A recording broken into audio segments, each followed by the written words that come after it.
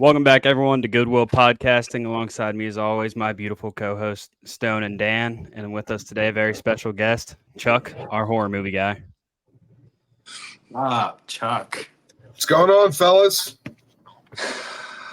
Beyond, It's been a big year for horror. A lot of stuff to get into. Mixed bag, So excited to have you here. I'm happy to be here. If anybody cares about horror who's listening to this podcast, please, Chuck, tell them where they can find you, because you are maybe the best horror person when it comes to all different kinds of horror that you can get out there when it comes to social media.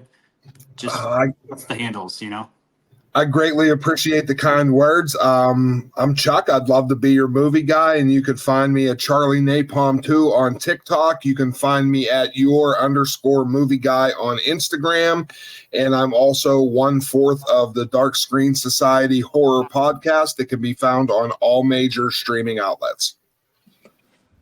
Oh yeah, I have a question I want to pose to you, because I feel like this fits a lot of things that we've been discussing in the film industry currently. So there's big talk going around how movie theaters are failing, right? Nobody's going to movies anymore, all that conundrum. One thing I looked up, though, horror movies never seem to have a problem, ever. If you look up any of these movies that we're talking about today, they made over their budget, all of them. We're not really going to talk about Night Swimmer Imaginary, but I bet they did too. Like, why? They killed it.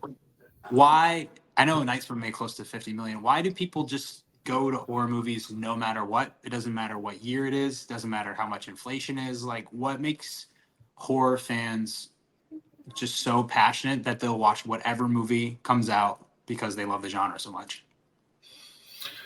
I think that horror fans support and go because we also, like, for releases that come to the theater, compared to other genres of movies, we don't get that many. Like, it's a very minute amount that actually hit a big screen. So anything they put on a big screen is going to gain an audience because they want to see it on the biggest screen possible. So I think that's something that's important, because a lot of horror movies just come straight video on demand for the most part these days. But like, you get the Blumhouses and the Lionsgates, and they do well. But it's like, it's a rabid fan base that is very loyal to the genre. And it's just like, Zach Bryan or Taylor Swift, like, when they're in, and there's nothing that can change their opinion or their mind, and they're going to support what they love, which is a big thing of why I really respect the genre, because it's constantly supportive of itself. I'll say it was cool. I went to an early screening of In a Violent Nature on Wednesday, and I'm not going to lie, it was like 80% full, and that was really cool to see. That's awesome. It's been a long time. Went to Furiosa, maybe 5% full. Wow. And I went to the earliest showing you could, same exact theater. Earliest showing for In a Violent Nature, earliest showing for Furiosa. There was probably more people. The theater was smaller, more people in A Violent Nature than there was for Furiosa. I also think they're getting real smart with horror marketing. Other than, there's actually one that we're going to speak about on this podcast today that I think the marketing was terrible for, which is Abigail. But In a Violent Nature, they did it right. They teased it. They related it to a franchise like Friday the 13th by saying we want no association with that, which made people curious. And then they did the fan reactions to the kills, and that got people hyped up to see it. And like, they dragged people in there. Like, I think it's kind of brilliant, actually, that what they're doing they do a lot with little. I also think the other thing is with horror, it's kind of exactly what I've been talking about.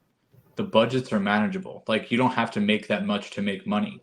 And when the target is lower, it's just easier to hit it. And there's less pressure on the movie. There's less pressure to dump so much money into the marketing. And I think a lot of times they do get more creative with marketing too, which is another thing that is a whole other conversation.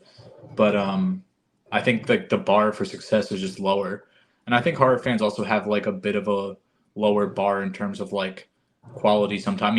You've seen a million bad movies, Chuck, right?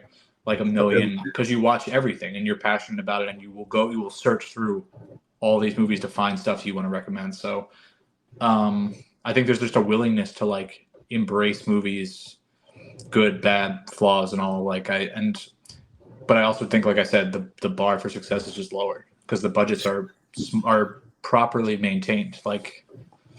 So I think that's a very fair assessment, but I think it's almost like the bigger the budget is in horror, the worse the movies become because they have all that constraint by the puppeteer of the movie company pulling strings saying you can do this or you can't do that. And it's like when they just have, $100,000 and they could do whatever they want, they turn out a lot better. But I also think too, like the rating system and the credit that people give horror is very askewed.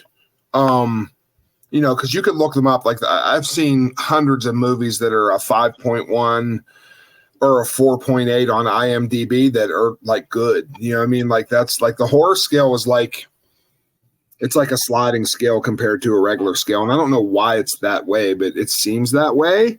But they pump out movies like crazy. Something that's really interesting. So on today's podcast, we're going to be talking about basically the mainstream horror films that have come out in theaters, like you said, the ones that everyone's gone and seen. Something very interesting that I noticed. We're not talking about Imaginary or The Night Swim. Those are both Blumhouse, which have really been a staple in the genre for years and years and years now. We're not talking about those. Even though they were mainstream, they weren't really, even though we didn't particularly like some of the films we're going to discuss today, those were even reviewed worse, Oh, Then yeah. another thing I thought was very interesting was there's no A24. They came out with I Saw the TV Glow. And it's definitely a horror film, but I feel like it's not a traditional horror film. Mm-hmm. So I think it's very interesting how we're seeing the rise, definitely, I would say, of Neon, because with all of the conversation around Immaculate was huge, especially because of Sydney Sweeney. But we have Longlegs coming out too. And then two of the films we're discussing with today, most talked about more than Night Swim, more than Imaginary, is IFC Films, which is In a Violent Nature and Late Night with the Devil. And IFC Films is what they're doing to make themselves and their films more relevant is really impressive to see this year. It really is. Oh, they're not done neither. Oh, I bet not. Yeah. Yeah, IFC and Neon are far from done. I talked to the lady from Neon the other day, and they're like stoked about how hype people are getting for Longlegs, and then Cuckoo's coming after that. And she said that they have an end of the year surprise that's literally going to blow people's minds. And I don't know what it is or anything. And then IFC right after this one, the next one is a film called Oddity, which is about this special effects lady that like sculpts wax figurines for like museums and stuff. And it got rave reviews at Overlook, Sundance, a couple different places. So they think that one's going to perform very well too. And A24 is, I believe they're saving the best for last, I think here. Because Nosferatu's A24, correct? No, It's not? That's Universal. So Robert Eggers, I believe both The Witch and The Lighthouse were both A24. And basically after he made The Lighthouse, he graduated in a sense. Okay, that makes sense. The Northman was a Universal Pictures film. Yeah, So, I thought they were attached. He used to be. Robert Eggers used to be A24. Mm-hmm. But yeah, when you're talking about that concept, that's kind of cool. When you're talking about that concept of that IFC Films movie that's coming out, it made me think of that film Stop Motion, which I haven't seen yet. And I was like, I wonder if that, and that had a lot of talk around it too. And that was IFC Films as well. It's very good. Like just from a technical movie perspective, not like looking at it as a horror movie, it's a very well-made film.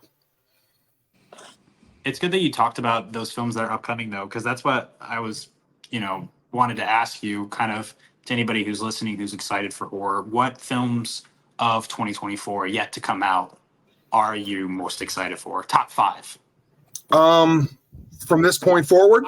Yes.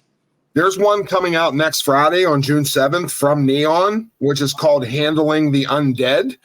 And it is one of the most mystifying takes on the zombie genre that I've ever seen. It is a deliberately slow, methodical film. It has probably 50 or 60 lines of dialogue across almost 2 hours.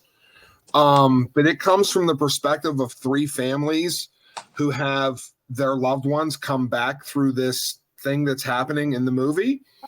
And it relies like on, like, do you ever get a phone call that like a relative or somebody really close to you passed away? Like, do you know how you hear it and like you don't want to hear it, and then like you feel like that shake in your cheeks and your nose because you want to hold back the cry, but your like face starts doing that? That's how the film is done. Like, it's these long shots of these breakdowns of how these people are living and dealing like with grief. And it was absolute. Nobody's going to go see that movie, for one, which is a shame. But it's, if you get a chance, you guys would appreciate it for what it is, because it's a very well done. I don't want to call it artsy because I hate that word. Like, it's just a technically well-made film about grief. It's very good. But my top 5 as of right now is Nosferatu was my number 1. But there's a film coming out by a director named Marcel Waltz, and it's called Brute 1976. And that's my number 1. His favorite film of all time is the Texas Chainsaw Massacre, and he made a homage to it. And I've seen some of it. And for people that love horror movies, it's like the cream of the crop. There's also a film coming out called Devour, which I've been helping to try to promote because the director is a really good guy, and it's a vampire movie about a heavy metal band of girls that get stuck in this town, and basically all hell breaks loose, and they get caught between this cult and this warlock, and like it's just like a batshit crazy heavy metal horror movie. But it looks incredible. And so that's 2, that's 3. Brute. What was the name of the director for Devoured? His name's for what? The Devoured movie. Scott B. Hansen. Okay. He's a really, really good guy. He's done. He did a movie called Bad Candy that had Corey Taylor in it from Slipknot, and he created like a 5-movie universe based off that movie. But he's done a lot of stuff and worked on a lot of projects. Mark Anderson's doing all the, I don't know if you know who Mark Anderson is, but he's doing, Wayne Anderson's doing all the special effects and creatures. And he did Avatar Way of the Water. He did the first Avatar. He did the Predator mask. He did like some really serious iconic shit. And he's doing all the creature creations and stuff for that movie. So I'm pretty pumped about that. And then there's another Neon coming out called Azrael. And Azrael is like a post-apocalyptic religious kind of movie that has not one word of dialogue in the entire film. And the people that I know that's seen it at the festival said that it's just absolutely mind-blowing. And I don't know what the girl's name that's in it, but I forget her name. But it's Tamara Weaving. That's who's in it. Yeah, and apparently she's like, that pushes the limits of what she's done in the past. So I'm real excited for that as well. I think that pretty much covers. There's some good ones coming, man. There probably Nosferatu and Longlegs left in that top 5, maybe. Yeah, well, I've said Nosferatu, but yeah, Longlegs 100%, especially because I know 2 people that have seen Longlegs that said it absolutely rips. Like, you're not going to be disappointed. I mean, Justin said it was beyond fantastic. What's your favorite horror movie of the year so far, Chuck? If I had to pick at this very moment and it was the end of my year list right now, it would be The Coffee Table. Oof. That's been getting. I've seen some really big people talk about that movie. It made it to Anthony Jeselnik. You know what I mean? That's incredible. Kaya Cassis, because he's a very nice guy. I've had several conversations with him because of that international film festival that I'm doing. They tallied up, like when it hit TikTok for all the videos that it did, they tallied them up amongst like our group of people. And when they stopped counting, like those Coffee Table initial videos that went out reached like 650 million views. Wow. Like they sold out of the DVD 3 times on Amazon. Like that. I mean, that thing made it to Stephen King, Anthony, and I couldn't be happier because they made that movie for like $30,000, which is amazing. You love to see like small films like that do that. It's the power of social media, man. Yeah, it's crazy. Yeah, another small movie that did very well this year was the first movie we're talking about, Late Night with the Devil, which I really liked. How did you feel that matched up with your expectations, Chuck? Like, did you feel like it Was what you expected? Worse? Better? I was very surprised by it. I didn't have low expectations, but I had tempered expectations.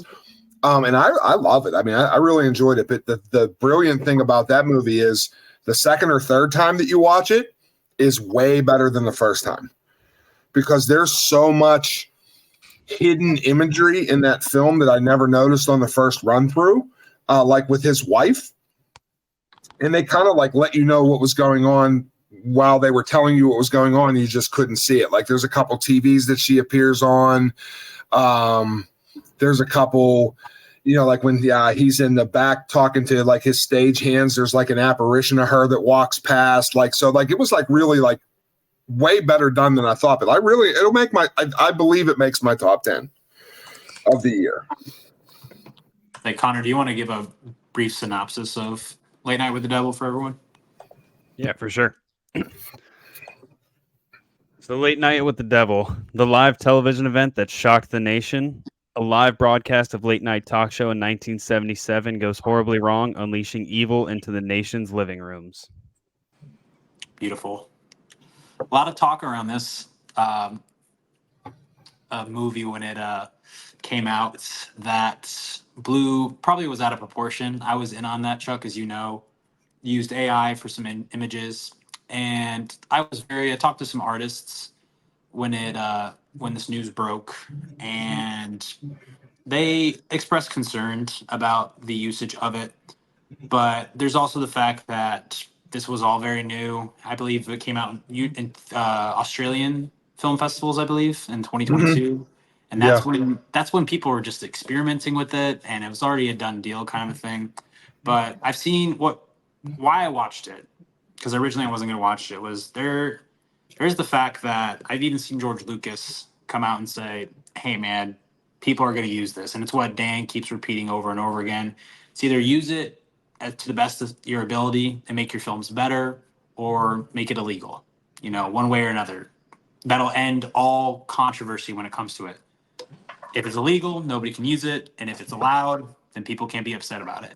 Or they still will be. But I watched this today for the first time, and I've got to say I was very impressed. I'm trying to think.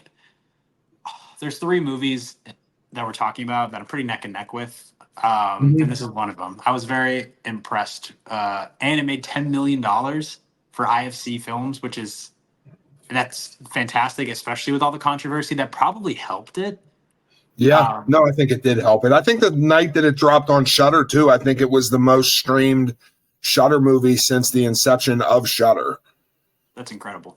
Which is huge for them. Yeah, I think this movie to me was fun. Like, it was enjoyable to watch. It was a good time. Like, I feel like some of the movies we'll talk about today and some other horror movies I watched this year, I feel like it's just so stuck in the mud and just gets stuck trying to be like really self-serious. And I know, like, I've talked to Chuck about the First Omen.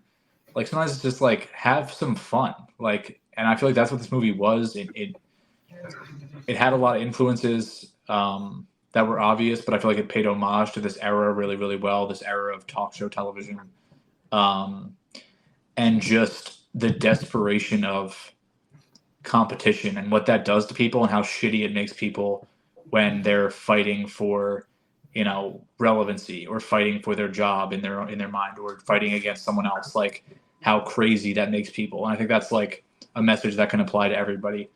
And David Dismalchian, like, dude, he killed it. He's always giving so much effort. And the one thing I look for with actors above almost anything else is effort. You can tell when someone is not fucking trying in a movie.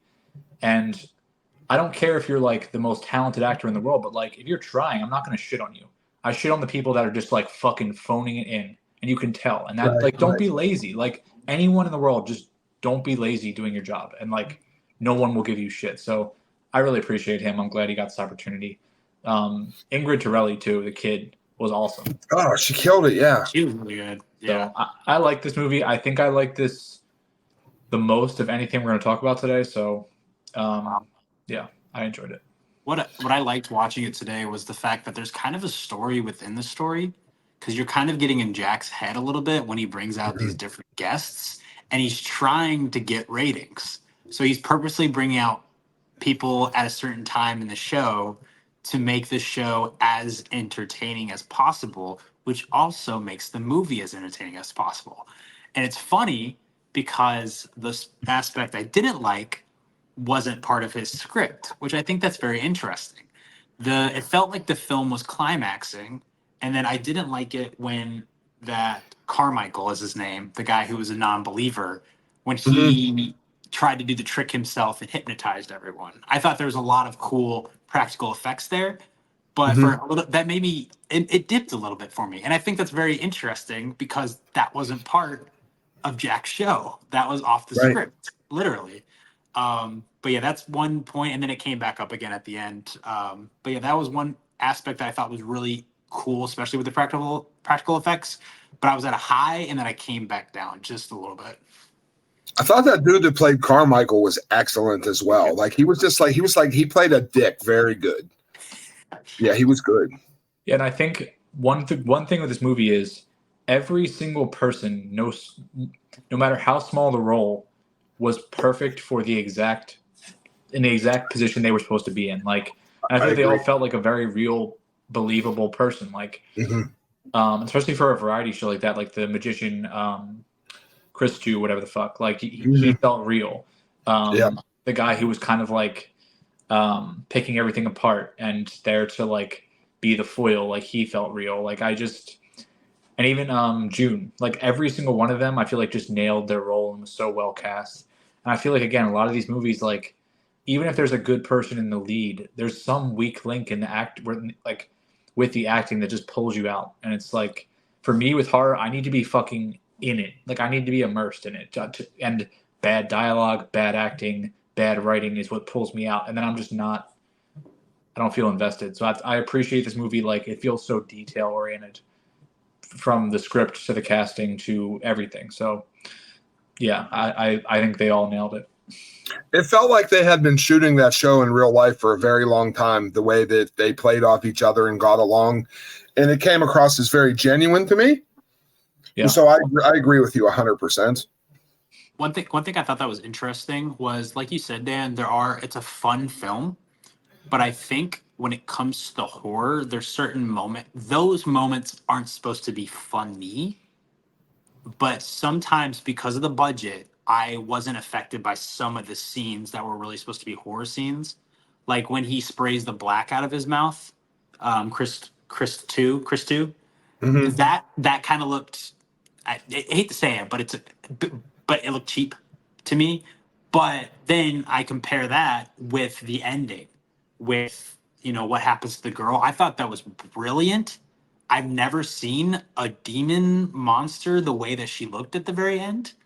I was very impressed with that. So and also, like I said, the practical effects when Carr is trying to hypnotize everyone and all the worms and everything, that was really good. But there were certain moments when it came to the actual scares that they just didn't feel the same in quality, which was like, and it's weird because like I said, it is a budget thing, but then also there's brilliant moments when it comes to the fact that they had a very small budget. So, well, it's all about allocation, right? Like you're not going to spend, like you're going to spend what you need on the small shit and then put the money in where it belongs. So, and I also think, I mean, I hear you, but I do think it's a very tongue-in-cheek movie.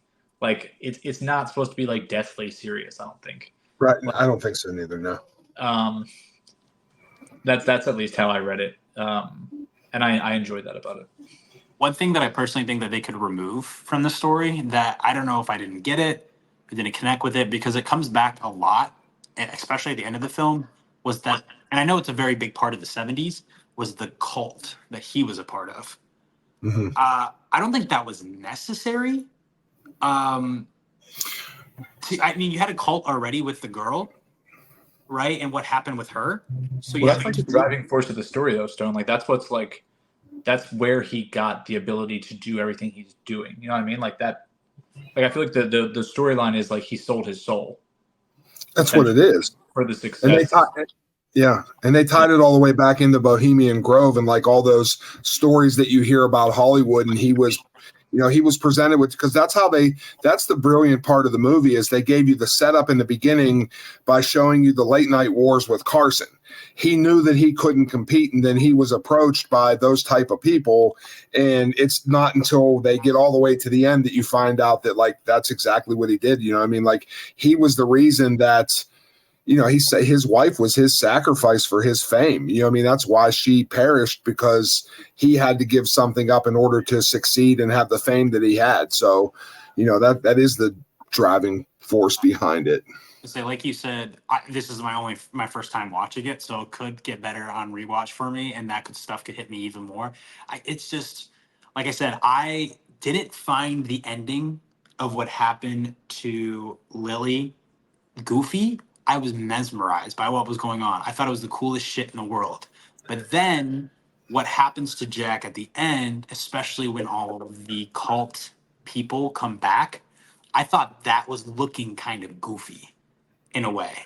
So that it didn't blend well together at the end for me. Like Dan said, use your budget where you can. It seemed like some of it wasn't used at the very end, the very, very end, when it came to that cult stuff, and it should have been. I don't know. So it's the goofy tone, but the fact that I was still very impressed at the same time that, I wish it was all goofy or all really mesmerizing and, all that stuff. But I'm conflicted. Very good movie, though. Very impressive and one of a kind, I would say. Yeah, and I also just like that, like, this is it's a unique idea. Like, it's a concept that is not done to death, and like, I'll watch something like this over and over again, and I feel like I would forgive more mistakes in a movie like this than like something like The First Omen or some shit like that. Like, that's just pulled out of a franchise and just, here you go. You know what's going to happen. Enjoy. So it's funny because, like you said, it's a unique idea. Comparing it when we eventually talk to In a Violent Nature is a very unique idea. But the fact is that the story here is very interesting. The story there is nothing really that we've never seen before. There was interesting moments for me. We'll get to that eventually. But yeah, I thought they did really well. Not only the gimmick of being a late night talk show, but then also the writing and Jack's wife and every single guest that's on the show is so unique. Like, that was very impressive. yeah. I also really quick just wanted to shout out, for the streamer, I got to talk to these guys, the Karens, the directors, and they were just the nicest fucking guys. So, like, humble, normal. It's like talking to one of you guys, like, just people. And I honestly think that's one of the reasons. That was the day that all that fucking bullshit broke about the movie. And I think one of the reasons I was so fucking dug in on that shit was because, like, they were like people to me. Like, I had just talked to them and I could see what they were like. And I think it made me want to, like, defend it more and defend them more, because I could tell, like, they were genuine, how much passion and time they put into this. So I think, like, having that conversation and seeing what they were actually like made me want to, like, stick up for the movie to a larger extent. So, Not to compare it with this, but this thought's been on my mind since I rewatched the movie. But I'm trying to watch all the Pixar films right now, and I watched Ratatouille, and they have that scene at the end with us being all movie critics and everything, and there's a food critic at the end, and he says, the fact is, no matter how good you think you are as a critic, that movie, that food means more than your review does. Mm-hmm. Like, people put their hard work into it, and you think you're so high and mighty that you can just bash them, but your review is not as special as what was created. it's not special at all. It's an opinion. Yes. Like, at the end of the day, like, it's just, we express our opinions. If someone chooses to care, that's cool. But, like, I don't have, none of us have any thought that, like, what we say actually fucking matters. Some do. Like, Some do. I mean, yeah, I think we're not Anton egos. We're not at that level, but there are people out there who, express their opinion about what happened with this film. They use their platform in a way that maybe hurt it or even helped it with its budget. And you got to remember that, yes, maybe the food didn't taste as good or something happened with it, but someone did put their effort into it, even if, in your opinion, there is this one blemish.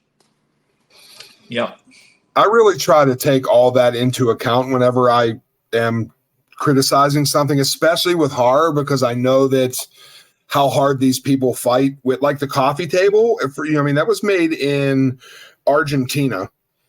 They frown upon horror movies there. They don't show them in theaters there. There's no distribution there. They're looked at like outcasts for liking these kind of things. Like the fact that they fought to get that thing to the States, so like if there's a shitty CGI moment or something it is what it is. But like Late Night with the Devil, you could pick out a couple of things, but like, does that couple moments hurt the overall product of the love that they put into the craft to make that film? It really doesn't. I think that's, and that, the same people that bash those things are very selective because they didn't, and when the things that they enjoyed came out that used the same thing, nobody said a word about it except for a couple of people. They were very selective about that. Yeah, and I actually had that. I don't know. I thought about the fact that the film, when it came to In Violent Nature, when I eventually shared my opinion and talked about the ending and how I didn't particularly love it, I did say, though, that was the director's and the filmmaker's decision, right? And I respect that. But I don't think that it worked, in my opinion. Yeah, I also me, I don't think we have to like pussyfoot around this stuff because these are all grown adults. And like the other thing is, I also value the fucking people that are going to go spend their money to fucking watch a movie. And when I go watch something like this fucking Strangers, there's no fucking love in that movie. I'm sorry.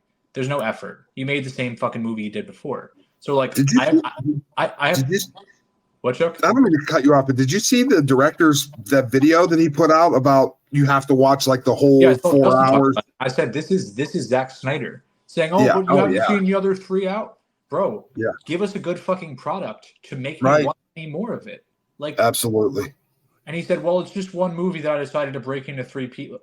That's not my fucking problem. I paid whatever the fuck to go watch that. Or like, it's just not to go off on a tangent. I'm sorry, but you get what I'm saying. I respect the filmmakers, but they will be fine. And also like people shouldn't waste their fucking money. We have all these discussions about the theater's too expensive, this and that. A lot of that is very true. And I do respect people enough to say like, don't spend your fucking money on some of this shit. That's just real because people don't have it. So it's a balance stone, I think. And it is tough. But some things, when there's no fucking effort, I call it what it is, I mean, that's you speak on it a lot, and you're a brave soul. But all the Netflix movies that have been coming out recently, you can tell that there's no love behind it because it's not. Yeah, it's not really the filmmakers. It is filmmakers making it, but it's like a Netflix idea. It's a studio. Yes. I feel like when they insult my intelligence as a viewer is whenever I take issue with it, that I'll speak up more about it. Like, and I think that is the strange. I think The Strangers insulted my intelligence as a moviegoer to just be a cash grab on something that was successful in the past. And I shit you not, literally right before I went and watched that, I rewatched the old movie. It was in my fucking brain, and I sat there and I was like, I swear to Christ, I am watching the same movie be made worse. I didn't like the first one, and this is so much worse. Like, it's just like they took it and then just like messed up little parts of the story, writing and story, and they made the characters worse. They were like, here you go. Enjoy. Like, fuck you, man. Imagine watching it after you like loved, because I love the original one. So like watching them desecrate this thing that I think is amazing, I was just like, man, fuck you. It made the original look a lot better. A bajillion times. Yeah.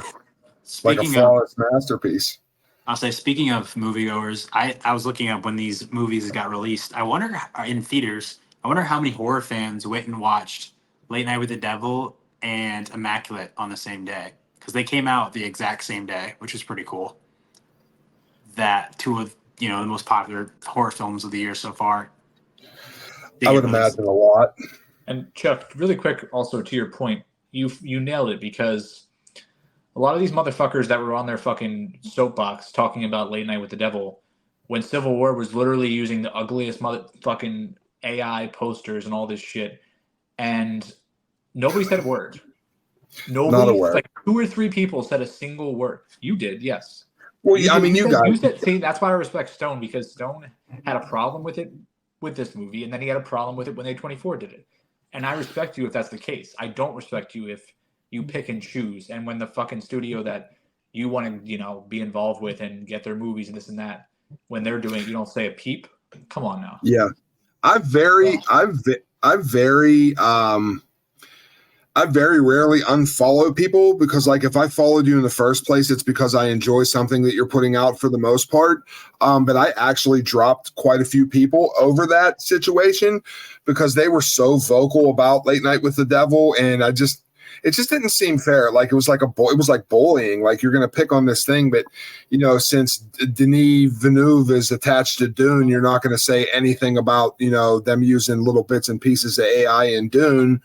Which is the same with, we could go for hours about this. The same as, The Godfather was so good, so I'm not going to talk about this horrible news because The Godfather was so good and I want to see this movie. Like, no, you're either, whether you call yourself an influencer or a critic or whatever the fuck it is, you have a social platform and you need to keep an even keel and keep the same energy for whatever you're bringing. It can't be selective. And there's a lot of selectiveness. That's what I like. And I was talking about this today with fucking Trump, and it's like that's just a small example, but like there shouldn't be a thing or person that is infallible to you. No one is infallible. No studio, no celebrity, no athlete, nothing. If an athlete loved fucks up, I'm gonna say it because I'm not gonna be like, oh, this and that. Like I talked about Kyrie the other day. People still stan him. Man's talking about the Holocaust didn't happen, and this like, come on, man. Like just. It's okay to just be honest. It doesn't reflect on you if you are honest about people you have enjoyed in the past. Like, just be real about it. I don't understand. I don't care about any celebrity, athlete, politician that much at all. Like, I don't get it. It happened a lot within A Violent Nature, too, which we'll talk about whenever we get to that. But there's some things I noticed about that, especially in the space that we're on, like with TikTok, that was really unsettling to me. So, I think people are so self-centered and don't think about themselves. Like even with Late Night with the Devil, like people came out and like they might have low-key liked it, but they bashed it, not because of the AI, but they bashed it because they didn't get the opportunity that somebody else had to like watch it early. So they like have a resentment. So they bash it. And I seen that spread like wildfire within A Violent Nature. And I'm like, work fucking harder to get an opportunity. Like, these people put their blood, sweat, and tears into this movie. Don't trash it because you're mad that you didn't get an email with a fucking movie in it. Like, I think that's just really shitty, but we can get in. I don't want to get into judgment because I don't want your podcast. Just, go ahead. This might be your first 3-hour podcast. Go ahead. No, the first one was with Stone, the first time he was ever on. 3.5 hours. Yeah. Holy shit. I was in my car. Yeah, Chuck, we did all of Fincher. We did all of his movies. So that's awesome. It was a good time, but we all felt the effects afterward. Yeah. I'm sure, yeah. Because we're speaking about time. I was clicking on random actors who are in this film, and the guy who plays Jack's like, what do you call those? Like every talk show host has him, like the sidekick kind of guy. Is there a name he's for like this? Co-host. Yeah, I guess it's a co-host kind of. Dan, what do we call Stone? Yeah, comic relief. Well, I clicked on that actor. His name is Riz Ateri. I clicked on his filmography, and it seems like they released a VHS collector's edition of Late Night with the Devil that is just all the scenes that are actually in the TV show. Or in the episode. It's called Night Owls Episode 335, the original broadcast of the 1977 Halloween special of Night Owls with Jack Delroy, released on VHS as a part of a collector's edition of Late Night with the Devil. And it's only 70 minutes long when this movie's that's not. Cool. I think that's cool. Yeah, that's probably out of stock, but I would love to have that.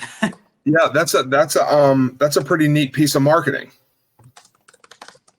Speaking of marketing, Dan, you shared it on your and talked about it, but Immaculate had some really smart marketing. They would take quotes about people saying this is of the devil, which is the point, and put it up on the poster and be like, yep, that's what it's about. Sure, come and see our movie. But yeah, that's the next one that came out the same day. Connor, do you want to tell everyone a brief synopsis of Sydney Sweeney's film? Of course. Not every intervention is divine. An American nun embarks on a new journey when she joins a remote covenant in the Italian countryside. However, her warm welcome quickly turns into a living nightmare when she discovers her new home harbors a sinister secret and unspeakable horrors. I gotta say, this is a better Jurassic Park movie than Jurassic World was. And Connor, I don't think you understand that because you haven't watched this movie. No, I watched Um, Immaculate. Oh shit, you did? Yeah, this is like the one today that I watched. Oh, you do get that joke. That's good. My brother texted me afterwards and said, "This is basically just the plot of Jurassic Park." Wait, Connor, since you watched this, why don't you kick us off with how you feel? Yeah, what do you think? Well, actually, I was going to call us back to, I think it was our last episode, where I had made the comment that Sydney Sweeney's acting hasn't really impressed me in anything I have seen. And both of you immediately said, have you seen Immaculate yet? So I will say she did impress me in this. Like, it wasn't like the best acting performance I've ever seen, obviously, but like you can definitely see there's like a little like glimmer of hope in there. There's definitely potential that you can see. Yeah. Definitely. Yeah, I mean, I think she's overhated in general. Like, I talk about it a good bit, but I think some people are just like, they get so much attention or praise that it's just like other people just want to hate on them. And a lot of people, like, I made that one video talking about like, I forget who it was, Variety or something, had that list of the top 10 biggest like young stars, and she was on there. And so many women were like, Sydney Sweeney sucks, she can't act, this and that. Like, it was all women. And I'm like, chill out. Like, she's not that bad. Like, I think it's because she was famous for her looks first. And people think that's still the only reason why she's famous, and that's the only thing that she has. So they get it's that almost like nepotism. yeah, they get that mindset, and they aren't open-minded about anything else, kind of a thing. but she also shouldn't be punished for her looks either. Like, no, but she is. Like, she definitely. can't fucking. She doesn't control how she looks. Like, that's what she has. That's one of her. That's something about her. She's gonna use it. I mean, it is what it is. What is the story about how, I know you know about how she got this film off the ground? Yeah, they were talking to her like, someone came to her like 10 years before, and I think it was in her head, and it didn't get made, and then she circled back and she produced this, correct? Or she at least partially produced she it. produced it. She produced it. Yeah, she produced it, put her own money in, like, and that's she didn't have to do what some other studio was telling her to do because it was her baby. Like she had this vision of a passion project for a very long time. So I think that is exemplified through her performance. I think she's way overhated. Like I mean, I don't think it's Oscar worthy what she did here. But I think there's moments of promise that like she could step into, like a Yorgos film or something like that. Like I think she has it in her. Like I think it's in there. If she has the, if she has the right conductor, if she has the right conductor, like there's spots in there that are way more promising than other people I've seen. Yeah. Speaking of directors, this is like her and this director Michael Mohan. They're like pretty good friends. This is the second film that they've done together. They did The Voyeurs, and then I was also listening to an interview from them today, and they did a Netflix show together as well called Everything Sucks. And that was the very first time that he met Sydney and was like really impressed with her and became friends with her. And now they have this kind of partnership together and partnered the director and producer on this film. But yeah, go ahead. I'm not sure if they're doing something else together again after this, but I know her next thing that she's doing, I'm pretty sure, is another horror movie. I know she has the boxer movie lined up. Yeah, there's that, and I'm saying like the next thing, like after everything that was like in post-production or whatever she was doing, I seen something about it on the internet, which would be awesome because I think she fit well, even though it's not the greatest movie. I mean, it's a hell of a bounce back from Anyone But You. I mean, yes and no. I mean, I think what makes her special. She's god fucking awful in that movie. Okay. God fucking awful. That's what I'm getting at still. I know. I think it was a success though. Even if it's not a good movie, it was a success. And she has 2 films. Yes. I was getting but for her career, like it's And it's because she is such a business mind that I'm very impressed with, because Dan spoke about it. But the fact that her and Glenn Powell were like, no, we're not going to put this on a streaming service, even though we're getting offered money. People want this. There's nothing on the release. That's so important too. There was nothing on the release schedule around that time. That's why that movie made money. That's why Wonka made money. That dead period between December and halfway through January, gold. Every movie that came out made money. Migration. Do you know what Migration is? Isn't it the animated one? There you go. Yeah. People like that made like 300, 400 million dollars, I think. Almost 300, I think. But there was no one nothing would've else thought to go that. see. Right. Exactly. So I think that was very smart by her and Glenn Powell to be like, no, we're just going to put it out in theaters at this time. I would say that's such a Nosferatu.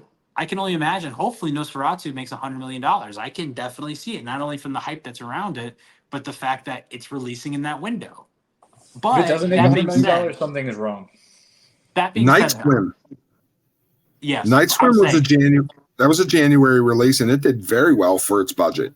there's actually a lot of good films that are actually coming out next January. You have Bong Joon-ho's new film. You also have The Wolfman, I believe, that got pushed back to January. So maybe there's a lot more competition. All the strikes, everything happened as well too. So everything's getting pushed back. But why? I guess we can kind of transition. I don't know. Dan, why do you like this movie? Because I know you've talked about The First Omen, and for this podcast, I watched Immaculate in theaters. I watched Late Night with the Devil, and I watched The First Omen today. And there's this great debate on the similarity of the films. Which one was better, Immaculate or The First Omen? I liked The First Omen a lot. And on rewatch, I'll say I didn't like it as much, but I still really enjoyed it. What is it about Immaculate that you love so much? And then I guess we can gain from that what you don't like about The First Omen in a sense. All right, so to be very clear, I gave Immaculate 3 stars, and I gave The First Omen, whatever, 2.5 stars. So, like, Okay. It's not that I loved Immaculate. I Yeah. just think The First Omen is, like, I guess the better made movie, I guess. But to me, all this religious horror shit is so stupid. At the end of the day, it's dumb. The storylines are dumb. It's goofy. It's campy. Like, it's all shit we've seen before, and that's okay. But like, have fun with it. This movie felt to me like it was having more fun. It was like looser. The First Omen was such an uptight, up its own ass, and then like the shock value stuff. Like, I don't need that. I don't need to be asleep and then have 30 seconds of shock value, then go back to sleep. I'm good on that. Immaculate was just like consistent tone. I liked her performance. I liked what's his face? The guy that played Father Sal. Is that his name? Mm-hmm. I thought he was a good villain. And I just kind of like, his name is Alvaro Morte. Kind of like we talked about with Late Night with the Devil. I thought everyone was just cast well. They all did their job. It was an enjoyable time. Will I ever watch it again? Probably not. But like, I had fun and I enjoyed myself. And I didn't enjoy myself in The First Omen. I was like, this is just a fucking snooze for me. So, Remind me, what was the church's purpose? They just wanted Jesus back? Is that what they had like Jesus's DNA from a piece Nail. of wood that pierced the nail that pierced his hand. right? And But they just wanted Jesus again, kind of. That was it. they were trying to create like the second coming of Christ. I Interesting. mean, I'm not trying to offend anyone, but isn't that what all Catholics want? Is just Jesus again? I mean, yeah. So is Easter. I mean, some of them, yeah. I don't know. I'm not in a rush for the, the fucking rapture or anything, but I'm good with life. Yeah. Chuck, what did you like about Immaculate? What pushes it over The First Omen for you? The First Omen, which I know we're talking about Immaculate, I think The First Omen is actually a technically better made film than Immaculate to me, but they committed one of the biggest sins that could ever be committed, and I'll save it for that segment. What I originally didn't like about Immaculate upon like reviewing it and sitting with it a little more is the restraint of the film. Like when she's looking for an escape, like with the chicken, and like whenever the priest tackled her in the catacombs down there, like there's a couple points that it could have took like a turn where they could have just really like shock valued for shock value's sake, and they used a lot of restraint to not do that. And the reason they did is because they wanted to maintain that level of suspense and tension to that finale at the end, which I personally thought, especially after finding out Sydney Sweeney did, that was one take. I mean, that was the first take. That's what you see. And that's, I find that scene to be masterful. So if we're going to say, hey, Sydney Sweeney, this, that, or whatever, I mean, that's the first take. That's, and you know what I mean? I thought the end of it was brilliant. Like I wanted like a little bit more from it, but I was satisfied. But we've seen that trope so many times with, like Dan said, with and I love religious horror. Like, yeah, they can give me a new religious horror once a month, and I'm going to see it because I'm looking for a good one. You know what I mean? Like I've been looking for The Exorcist since The Exorcist. You know what I mean? Like it's just they don't make good ones. But Immaculate's serviceable. I don't think it's a 5 out of 5. It's like like you can do a 5-star. It's like a 3 out of 5. Speaking of which, little tangent here, but I want to know your thoughts. What do we think about? Wait. Okay, I can't so fucking wait. we like the Flanagan. I mean, his track record is immaculate. Like dude doesn't make bad movies. He knows how to adapt difficult subject matter. He's the best, does the best adaptations of Stephen King, which so many people have failed in the past. And he has a way of using real life horror in his shows. Like he can touch deep into the psyche of generational trauma and alcoholism and all these things and twist them in to make them horrific. I think if anybody was going to touch it, they couldn't have picked somebody better. And like you said, the segue from the beginning of what you said at the beginning of the show is Blumhouse knew that they got all these duds, and like, if you're going to resurrect something, then you just go to who I would believe is the best. And I think Flanagan is the guy for the job. So is Kate Siegel going to be the one possessed? Is she going to be a priest? Is she going to be a mom? She's going to be something. Yeah, she's going to be involved. 4 or 5 actors that you've seen before in this movie. Yeah, I hope so. I mean, I think that's kind of. I like the fact that he's like, if I'm going to win, we're all going to win, and takes him with him. I kind of respect that about him. I think it's great, and I don't think she's the best actress, but I'm so used to her because I love Flanagan. You know what I mean? I remember watching Dr. Sleep, and he's still, I mean, there are some people that he's never used before, Ewan McGregor and Rebecca Ferguson. But then I can't remember the actor's name, but the one he got to recast, Jack Nicholson, is one of his guys that he has on all of his shows. What's his name here? But I was like, way to stick with it. Henry Thomas, who's famous for E.T. But I was like, if you become friends, it's like James Gunn a little bit. If you become friends with them, you're always going to have a job. It's like Emma Stone and Yorgos. Yeah.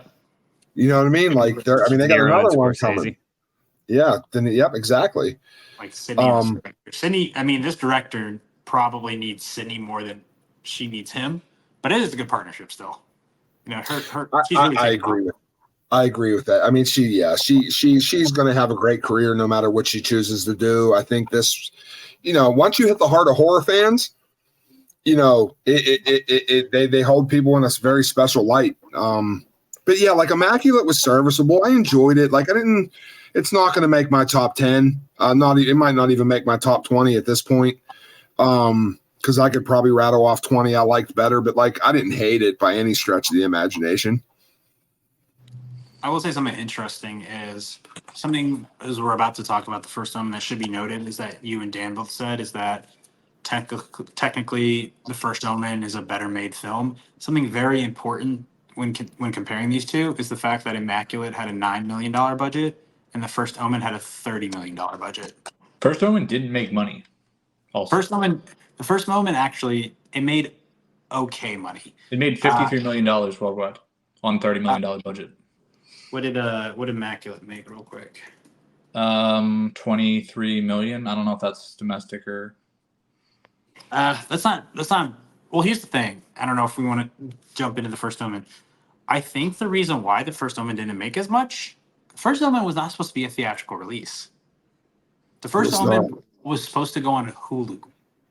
And I can't believe that because it's $30 million, which I guess Netflix does $200 million movies on their streaming service. But I guess I just think of it different when it comes to 20th century studio film. But the fact is, the reason why it came out in theaters, they have all this talk that it's, because the film was so good that it deserved a theatrical release. No, it's because of the writers and the actors strike, pushing all that stuff back. Like, man, we got this.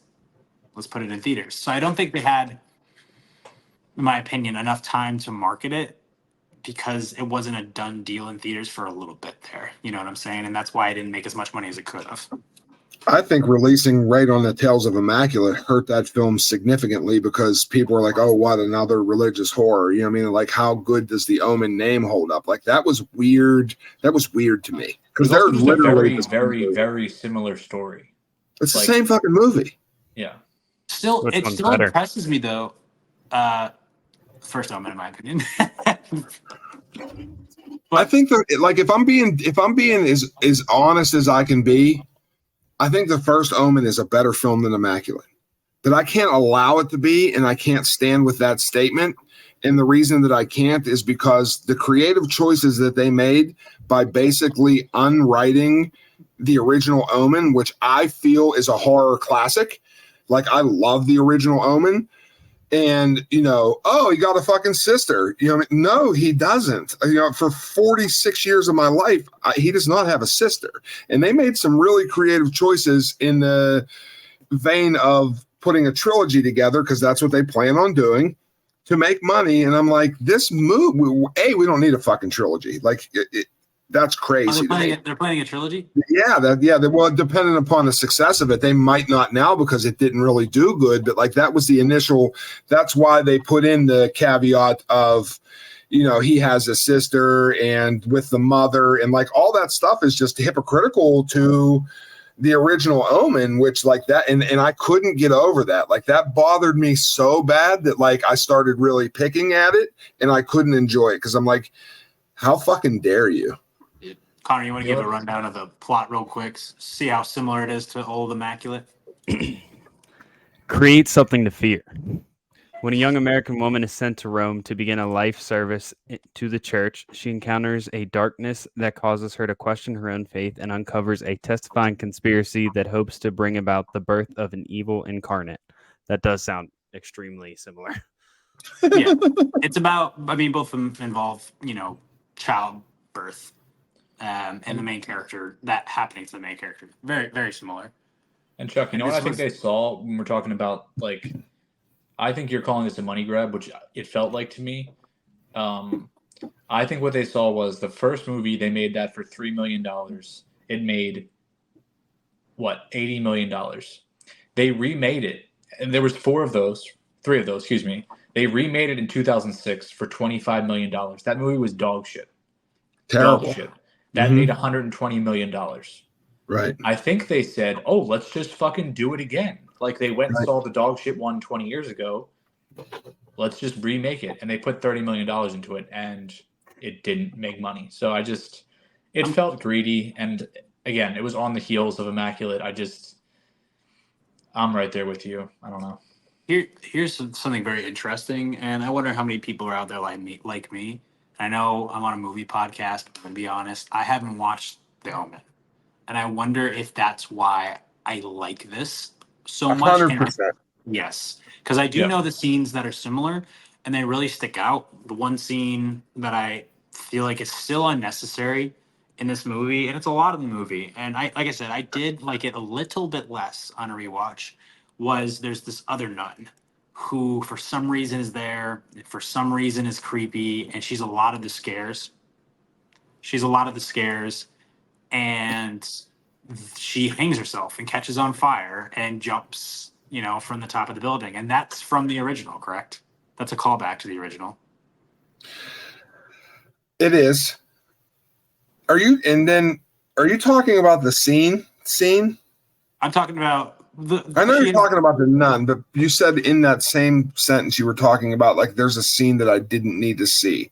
Was that scene?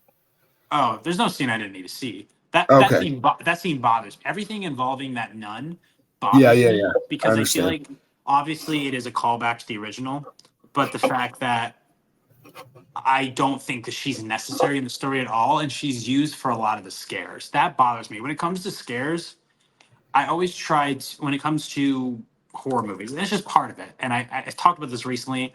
I hate just loud noises scares. I really do. So I always look to see, is there a purpose as to why this is happening?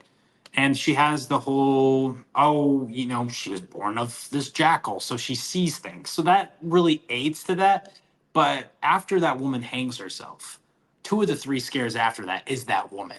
So I feel like Yeah, that's all right. she is a ploy for Well, yeah. scares. And I Well, don't they even try think to she tie it belonged to at all. nostalgia. Yeah, they And I try to know tie it to there's nostalgia. also the scene at the very beginning with the priest. That's also a callback to the original, That's right? a Where they go, shot for shot of the original. Yeah. I can understand why that is very frustrating. I Well, also think and then there's just like this movie's too fucking long for me. Like there's all that like the whole like club scene, all that stuff. Like cut it out, get rid of it. Like it fucks up the pacing of the movie. Like this yeah, I movie had agree. too many stretches of just fucking nothing happening and just sitting on these like lingering shots of just like gray, and it's just like this is ugly and it's just too long and it's putting me to sleep. Like, and then I they would just agree. intermix little jump scares that had nothing to do with the plot. And it's like, man. I don't know. It took so long to get going. I think they could have cut out 20 minutes to a half hour and made a tighter movie. That's another reason I like Immaculate more.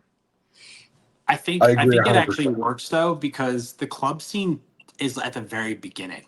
So yes, I agree that it's not a lot of it's really building her up as a character and her morals and what she does and doesn't want to do. And obviously that scene's also very important for the rest of the film.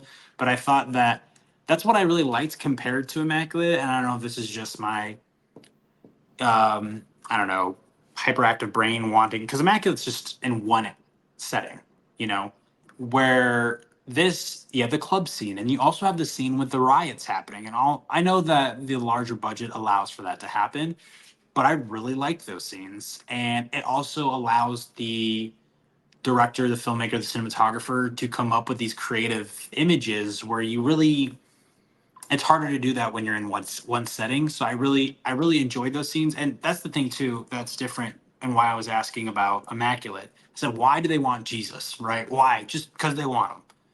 I like the whole 70s with the riots and everything. Like they're rebelling against the church, and the fact that they want the Antichrist just so they can have their power still. So all of that makes sense. The setting makes sense, and I really enjoy that. It's not for theatrics. It is Yeah. for theatrics, but at the same time, it totally fits into the story. I don't disagree with that. I think they're very valid points. But another thing that bothered me about it is after it was released and all the interviews the director had, because there's the infamous, genitalia scene and all that stuff in there.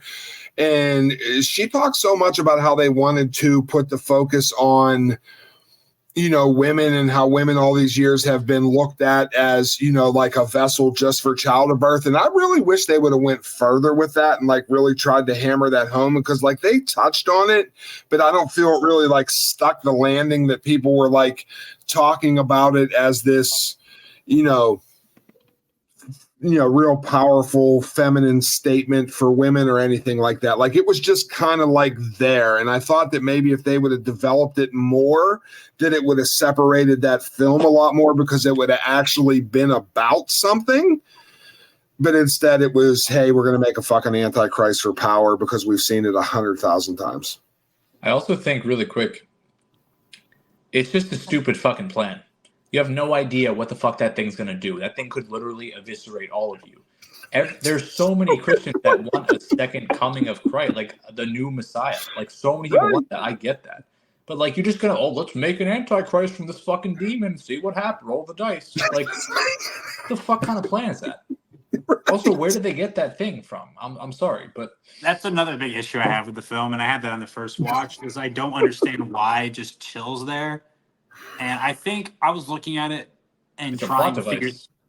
right. I was trying to figure it out when I was watching it, and the only thing I can think of is that they happened upon it, because if you look at the building they do, the operation at the very end, there's all that images on the wall, and it's literally like a demon consuming people constantly.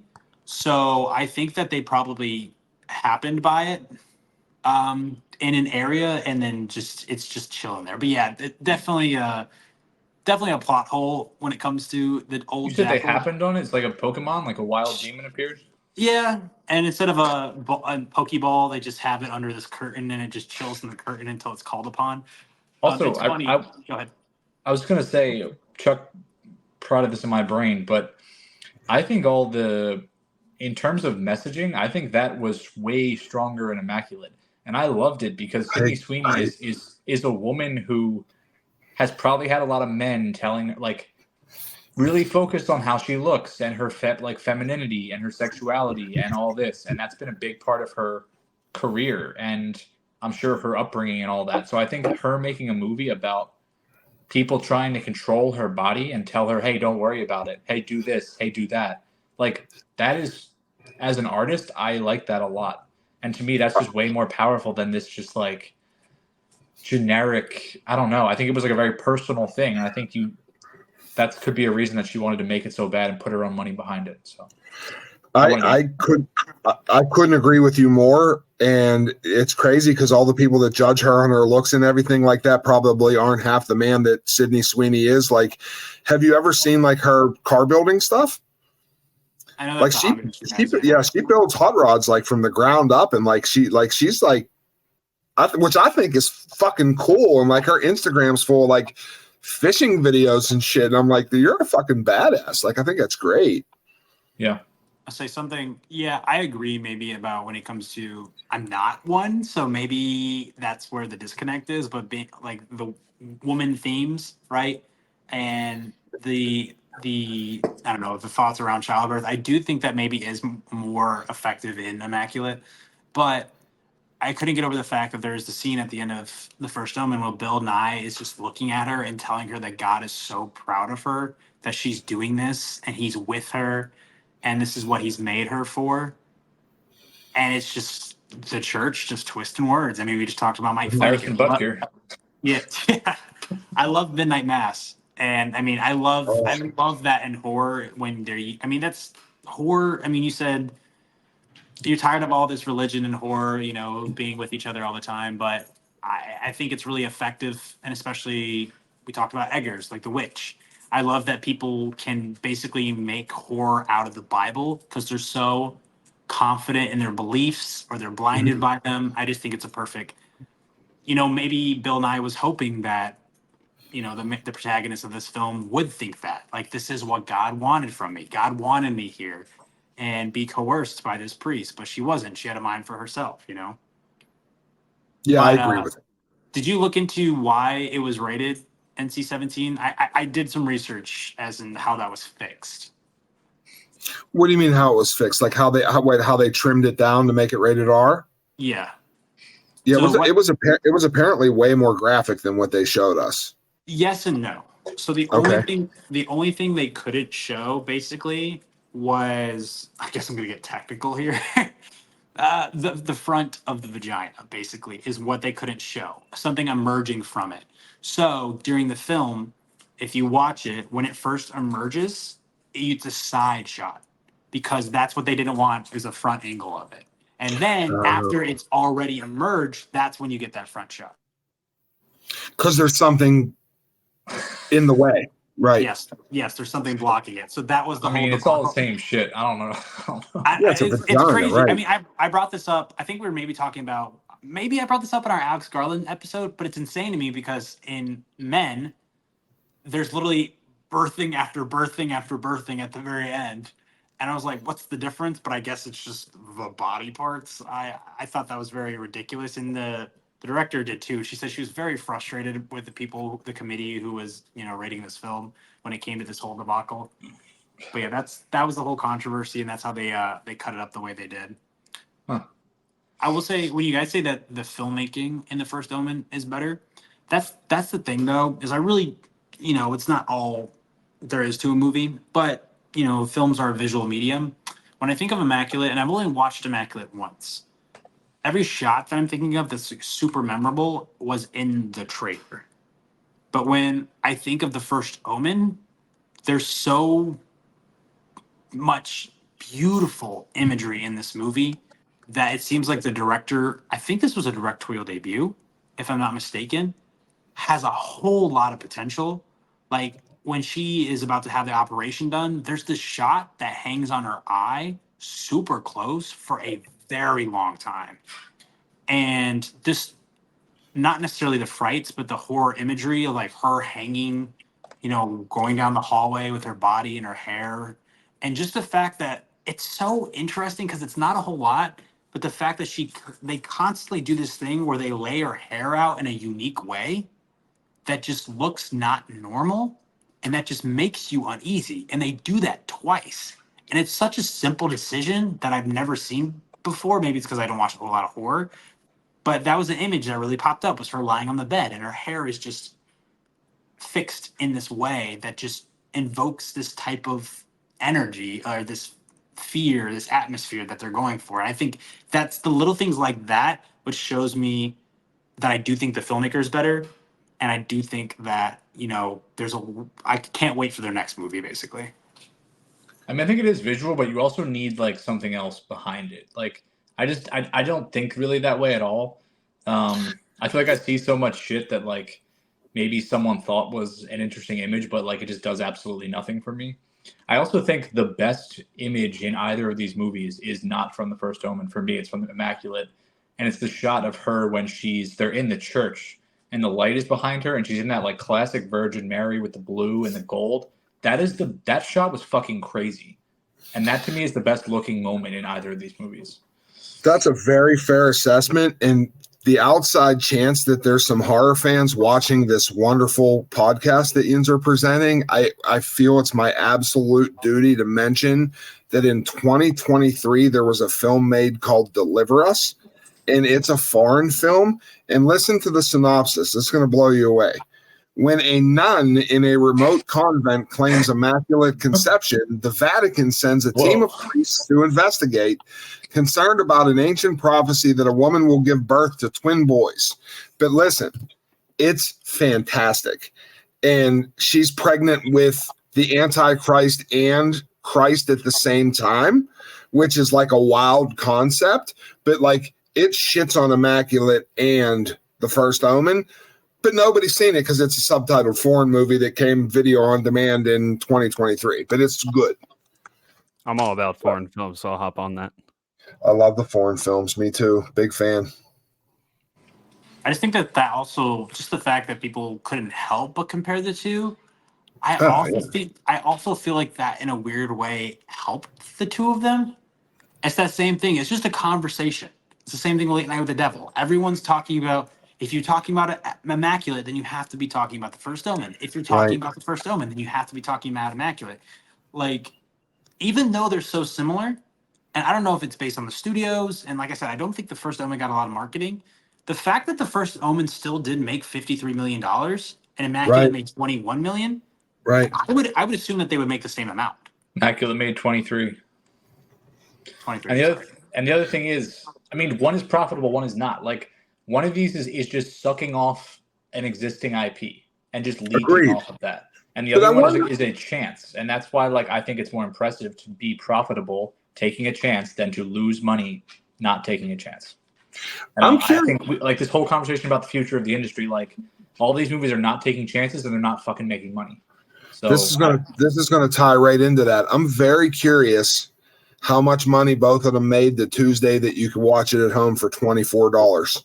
I wish we had that info. I don't know why they don't reveal it, because like Matt Furiosa, right? They said put pause on the next Mad Max movie because Furiosa's box opening office opening was so bad, right? I don't know, to give fans hope and to make people go see the film. Why don't they tell you how much they make at home? Because that's not a headline, Stone. Yeah, but it is right. But me. I mean, if you just break it down to simple math, like 1 million people at $25 a clip on a Tuesday night, I mean, that's a haul. That's what I'm saying. Yeah, I mean, it's so that like I wonder, I wonder like how profitable were they were in the long run. But yeah, I think we should just go to the next one because this movie sucks. I was gonna say I'll be one of those people Stone's talking about that will rent Furiosa the first night it's available. The first night Furiosa's on, I'm paying $25 for it. Yeah, same. Well, I didn't get to see it in theaters, Chuck. No, I want to go. I just haven't had the chance. I really because I love Mad Max and I really, really, really wanted to go see it. Like it just didn't fit my schedule up until right now. I have a 1-month-old, so yeah, that's what I'm saying. My movie going time is slim to none right now. 2 kids, 60 hours of work a week, and I'm buried in shitty horror movies. So you know what I mean? What's a guy gonna do? I was like, real quick though, one thing I wanted to mention though, and even though I think they're underutilized, I love just the actors themselves, Bill Nye and Ralph Ineson. And it was funny. Yeah. There's funny. I don't like exposition scenes, and there's one very noticeable exposition scene when it comes for the First Omen is when the protagonist she meets Ralph Ineson for the first time. And he basically goes, "This is what the church is doing." Usually I would be upset with that, and I kind of was, but the fact that Ralph Ineson was the one talking for like 5 minutes straight, just throwing lines of dialogue at me, I was like, this is really relaxing. His voice is, this is why he was just cast for just a voice acting role in a Marvel movie. It is right. Immaculate. Oh, look at that. But anyway, speaking of box office woes, you know what I was just thinking though, because I talked about the fact that horror movies are still doing fine. Wait, last thought. Okay. You said Ralph Ineson. They didn't fucking use Ralph Ineson in that movie, and that pissed me the fuck off. That's the last thing I'm going to say. He's the best actor in the movie. They didn't use him. So that's my last thought on the first one. That is, like I said, it did get kind of worse on rewatch for me. If I'm remembering correctly, I just watched it an hour ago. He gets in the car crash, and then he just pops up at the end. Mm-hmm. Okay. Yeah. All right, whatever. But yeah, anyways, Dan, you want to look up how much Abigail made at its box office? Oh God. Yeah. That is the one horror movie that I actually do not think did well. While Dan looks that up, I'll read you the synopsis. Yeah, go ahead. Children can be such monsters. After a group of would-be criminals kidnap the 12-year-old ballerina daughter of a powerful underworld figure, all they have to do is collect $50 million ransom, is watch the girl overnight. In an isolated mansion, the captures start to dwindle one by one, and they discover to their mounting horror that they're locked inside with no normal little girl. She's a ballerina vampire.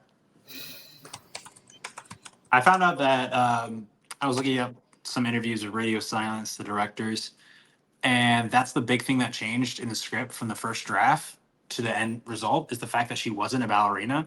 And I think that's very interesting because I feel like that was the big hook of the movie was that, look, she's a ballerina doing all this shit kind of a thing. But what was the number that we found, Dan? It made $40 million on a $28 million budget. So not much.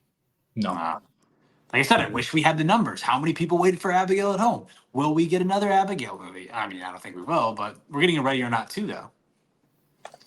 I would have thought that the success, because Ready or Not was pretty successful, I would imagine. And I would think that stamping Radio Silence on it would have made it do better. Plus the fact in horror, we don't get very many vampire flicks. And if we do get them, they're just not good. But the marketing that they chose to do for this film is just the worst. Like, because they took something that if I would have, I didn't go see it at the theater, but I knew better. But if you were in there, it took the tension and the suspense out. Like you could, I'm like, oh, hey, let's tie her up. Well, she's a fucking vampire for Christ's sakes. Like she's going to get out. Like there was they took all the tension out of it. And you knew, but like if that would have happened, like From Dusk Till Dawn, which isn't a great movie, but the first time I seen From Dusk Till Dawn, like I didn't know it was going to turn into this bad shit, crazy vampire shoot 'em up movie, and it was surprising. Like allow the viewer to be surprised, and then them long still shots of her tumbling and twirling down the hallways. I was like, this is fucking awful. I hate it. Sorry. Is it your least favorite film that we're talking about? Oh, yes. Because of the people behind it, what they could have did with it. It has a great cast, but they were just like, for what? Like, once you take once you take the intrigue and suspense out of it, like and they tried to create that by having this mystery of them, using the Reservoir Dogs names and not their real names, and this, they're on this secret mission, and who is the guy and all that. Like, all the validity out of what they were trying to display to the viewer was gone, because she's a vampire, she eats people, they're going to get eaten, end of story. And that's exactly what happens.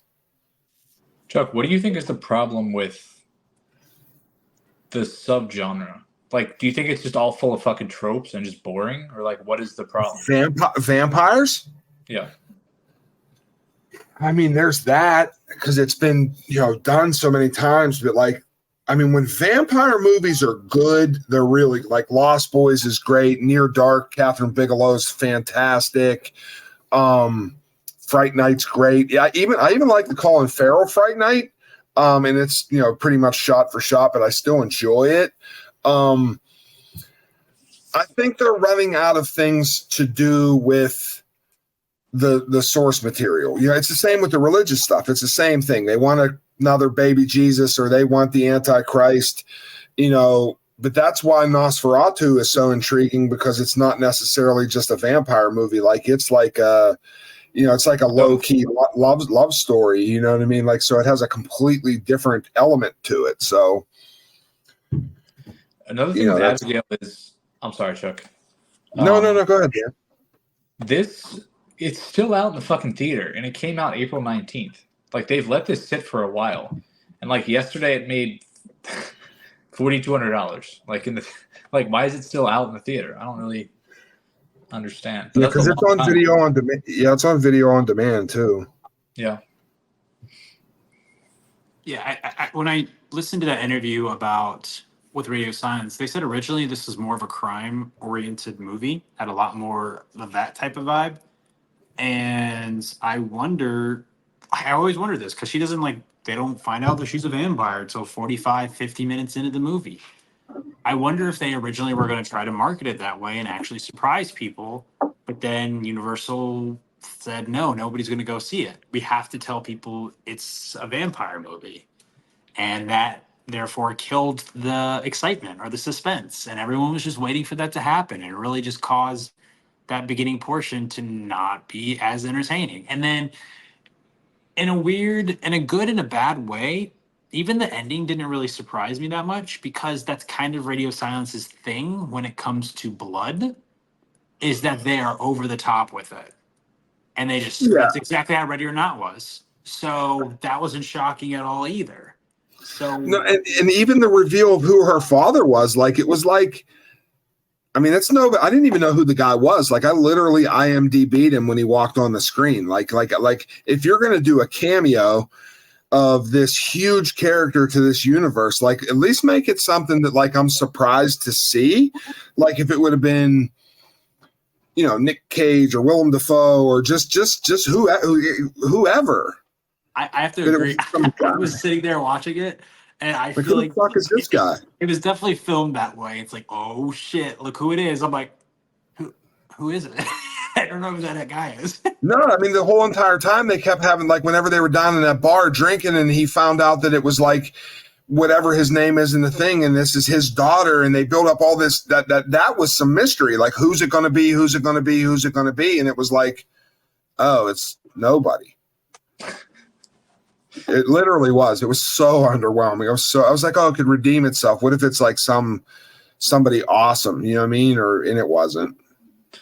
I also think, and like, I don't know if you guys feel this way, but like, looking into this, and I made a video about it, but Universal put out a fucking Megan last January, right?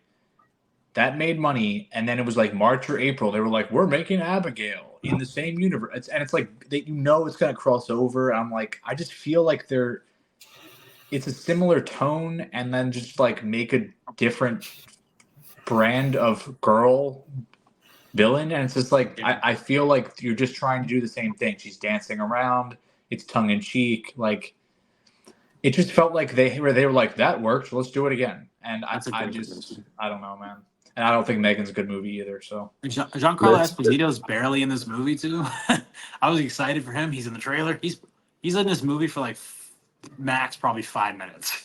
Yeah, something like that. Yeah, that's it. And I thought there was this whole Melissa Barrera's in this, and I think she did a really good job. I thought she was solid, even though I think the script wasn't as interesting as it could have been. But she had this dynamic with the character's name is Rickles, but William Catlett, and I thought that was really, and the fact that they were gonna like kind of have like a pact when it came to the two of them. Yeah, what they were And going to do. Yeah. yeah, and I thought, this is an interesting dynamic. We'll see where this goes.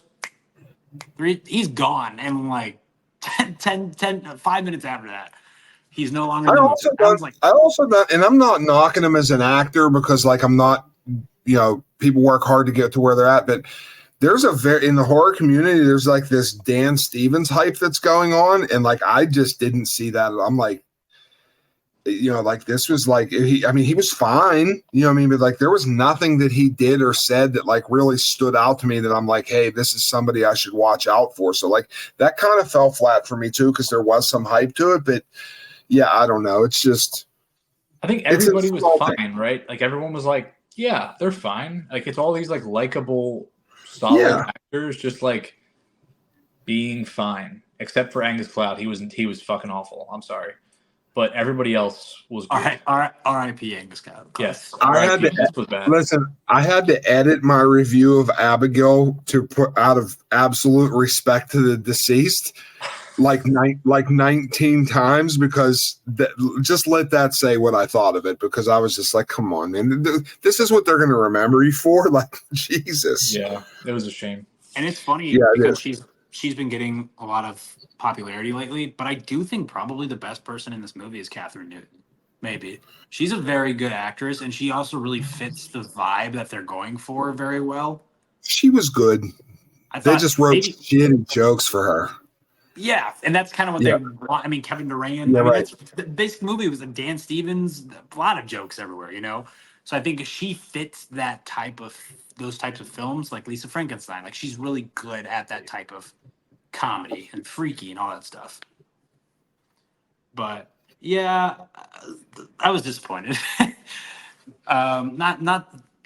We can maybe get into our next movie and our last movie if you want when it comes to disappointments. For me, at least. It was just very forgettable. Like I'll never watch Abigail again or have a reason to ever watch it ever again for the rest of my life. Like it's just very forgettable, and people loved it. But that's weird to me because I think certain things come out at a calculated time that they get overhyped because there's no competition to it. So it like gets blown up. And I think that's what happened with Abigail, which is what it is. What's our next movie? In a Violent Nature, the movie that is coming out this weekend in theaters from IFC Films. I wonder, Connor, if you want to give the synopsis real quick. I wonder if it tells you. Definitely the video does, but what is the movie about? Nature is unforgiving. I don't know how to properly say this word. Enigmatic resurrection, rampage, and retribution of an undead monster in a remote wilderness unleashes an iconic new killer after a locket is removed from a collapsed fire tower that entombed its rotting corpse. Oh, so they were really testing you with that synopsis there, weren't they? They were. That was some big words. That's a big word for Elmo. Yeah, that was a big word for Elmo. Balsamic vinegar. Guys, there's the reason I went in the Marine Corps, not college. Yeah, they don't tell you. Look at that. Look at that shot on the screen right now. That's the movie. And I hope that whoever goes to see this sees a trailer. Because I've seen people say, oh, it's really, really boring. All you're doing is following the guy's back the entire time. And if you do not know that going into this film, that it's from the point of view of the killer, you are going to think that this is an awful movie. Just right out the gate, because you have to know that to actually enjoy this at all, in my opinion. Is that a good thing? Like we're talking so much about like trailers being awful, people not watching trailers. Some people don't want to watch them at all. They want to know the concept and then just go watch something. Like I'm not gonna like hammer someone if they don't know that going into this and then don't like it. Like I just think trailers give so much away. I don't blame someone for not watching them these days. Mm-hmm. And like, I don't know. I think you should be able to enjoy a movie regardless of like you shouldn't need to have like, okay, the perfect fucking mindset going into a movie to like enjoy it. I just don't think that. I think it was a good idea with the point of view of the killer.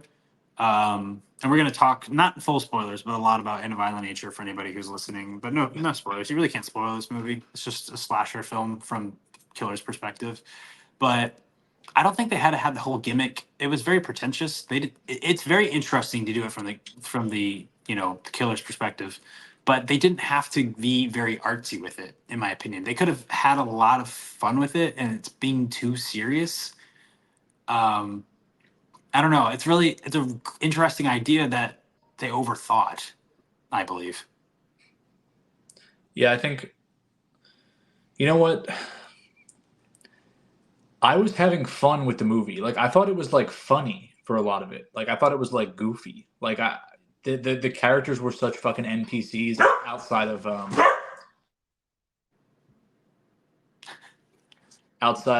the main character. Like, the people that were speaking, like, I thought the dialogue was horrendous. Like, they weren't characters, but like it was goofy. And then the last 30 minutes or so, and some moments throughout it were just so up its own ass, and just so like, oh, we're saying something about like nature and violence and like human nature, and this is like, he's an animal. It's like, why are you doing all this? Just do more of the movie. Like, just have fun. Like, I don't need any of this. I thought the last half hour was like mind-numbingly stupid and just completely ruined like a lot of the rest of the movie. I'm glad that we all feel the same way, because Chuck, after I watched the movie, I texted Dan. I was like, I know you already spoke on it a little bit, I think, but I was like, I cannot. I mean, we already talked about it. I respect the filmmakers. I cannot believe they did the ending the way they did it. I don't understand.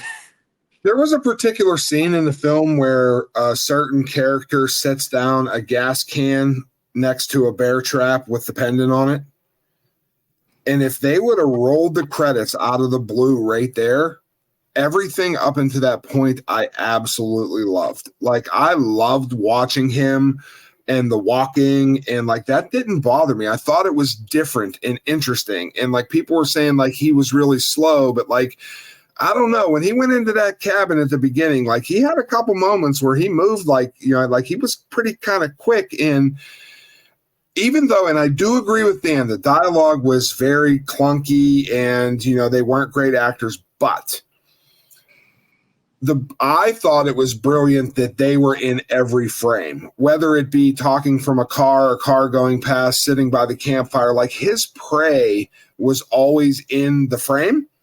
So that made it interesting because it was kind of unpredictable. You didn't know what he was going to do or how he was going to do it. So like, the idea of that I really enjoyed, but like, and it's hard to talk to about spoilers, but like, if you set out to make a movie from the POV of a killer, then fucking stick to it. Stick to it and stick the landing, and that's not what they did. Gigi gave me, shout out Gigi, gave me some perspective. I had a vent to someone, so I messaged her after the movie because I knew that she had seen it, and she gave me some perspective on why they chose to do the ending the way they did. Because the woman that shows up at the end, Lauren Marie Taylor, she's from Friday the 13th. She's from Friday the 13th. So in a weird way, I think they were kind of really not banking, but they put her in the movie for that amount of time because of that reason, because they just thought maybe it's cool. Like, it's like a huge cameo that lasts way too long, and just because of that, the film just goes so downhill so fast. Well, that's why I felt the way that I did, because all the interviews that Chris Nash did up until the release of this film, all they did was try to separate themselves from being compared to Friday the 13th. And then you cashed in on it to tie it to a successful franchise to move your story forward. And I felt insulted by that.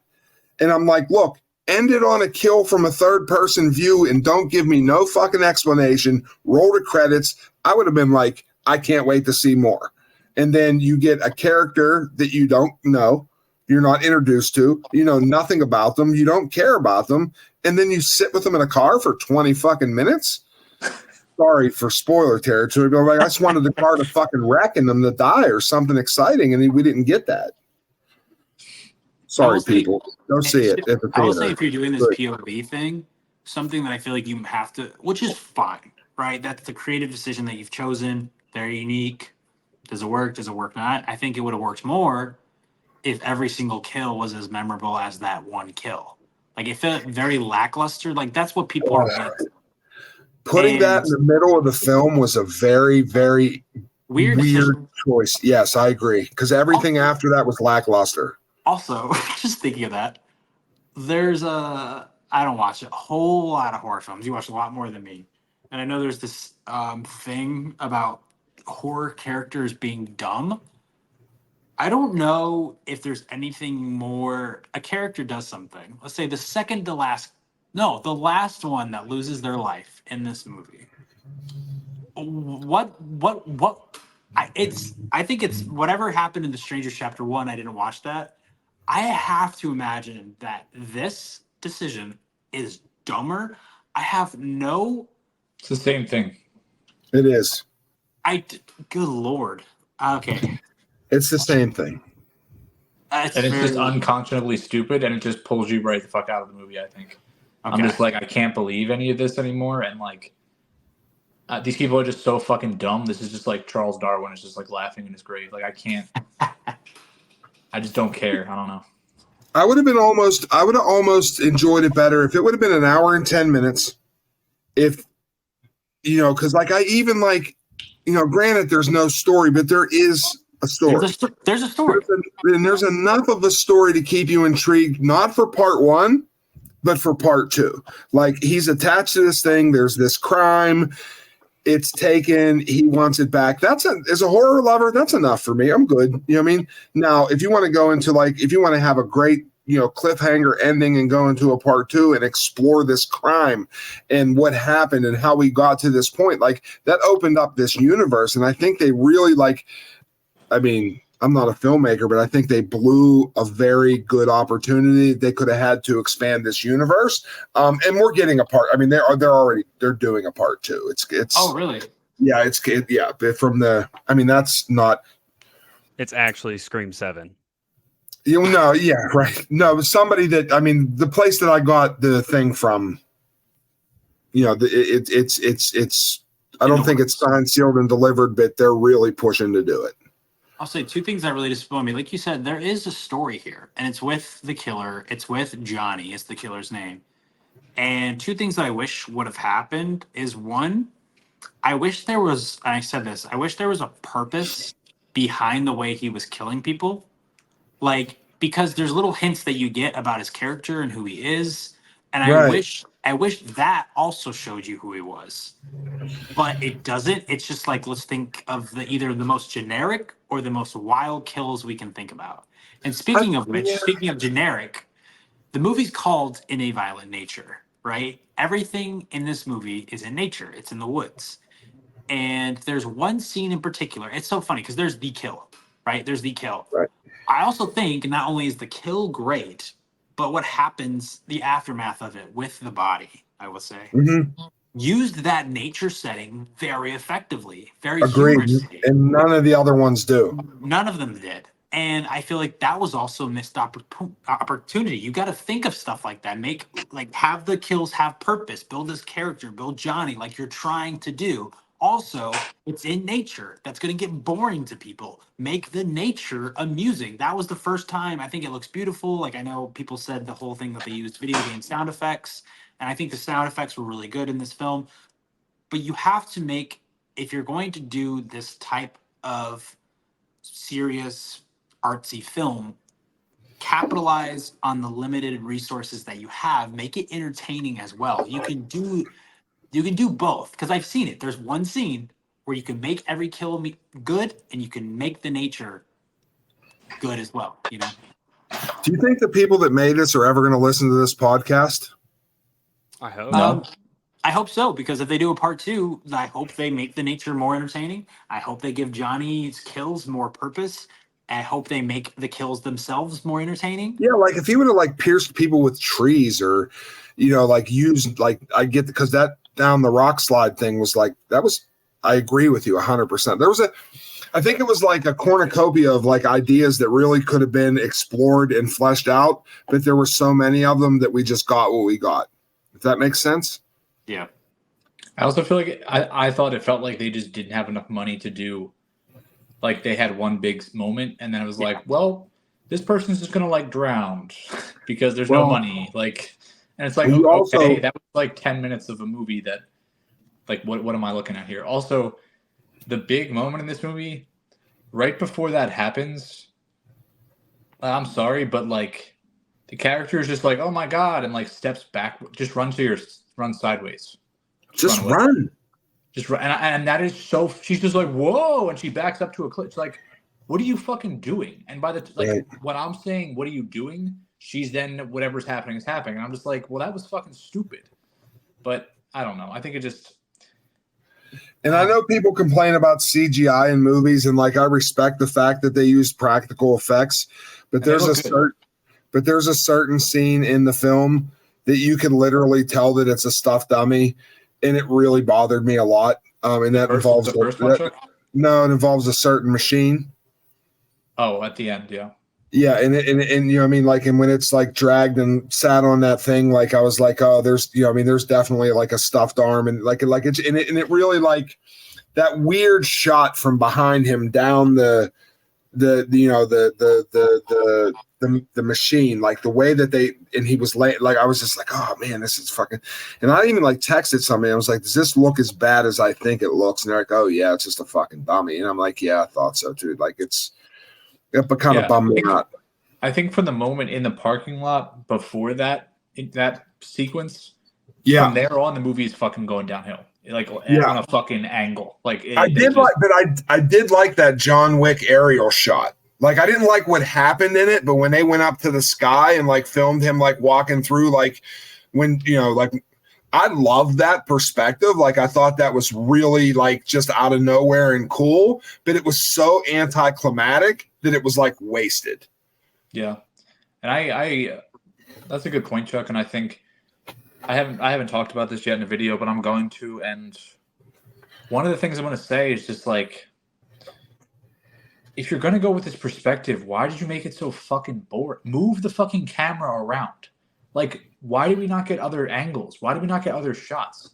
Like, it got so repetitive. Like, and I get that's the point, but you could have fun. You could be from above. You could be like, give different angles and perspective on the environment around him as well. Like, the environment was in my head, I was thinking, okay, he also has a lot of like makeup and this and that. Maybe they don't want to have that much exposure to like all that, and that's more. But like, once he has the fucking mask on, like, what are you doing? Like, just show me more. And that's what I didn't understand. Like, if you want to do this, be creative. The mask should have been in the movie more.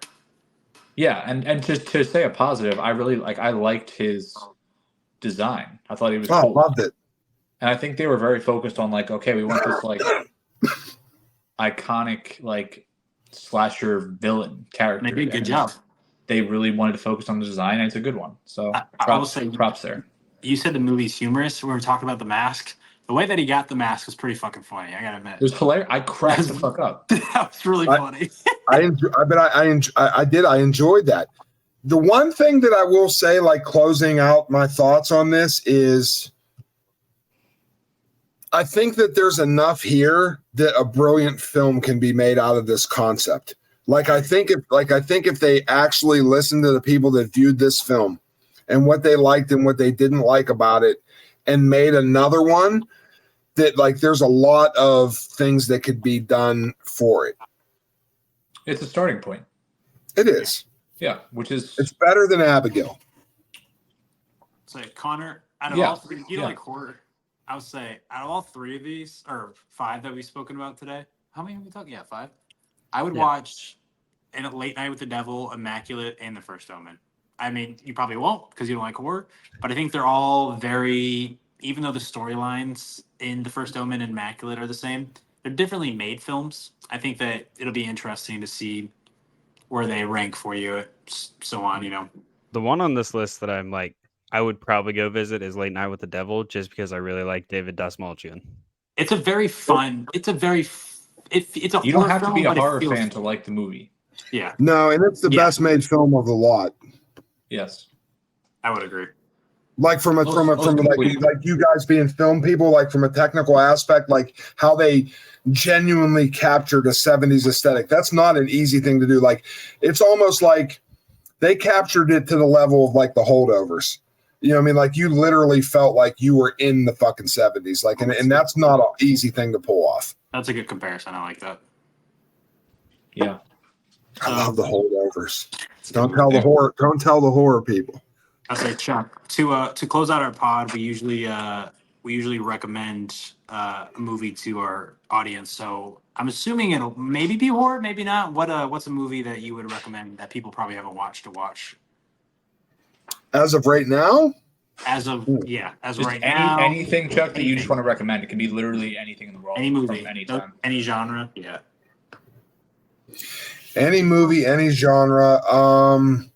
It's a foreign movie, but there's a new movie coming out that I really hope gets a lot of love whenever it reaches the masses. And it's a South Korean film called Exuma.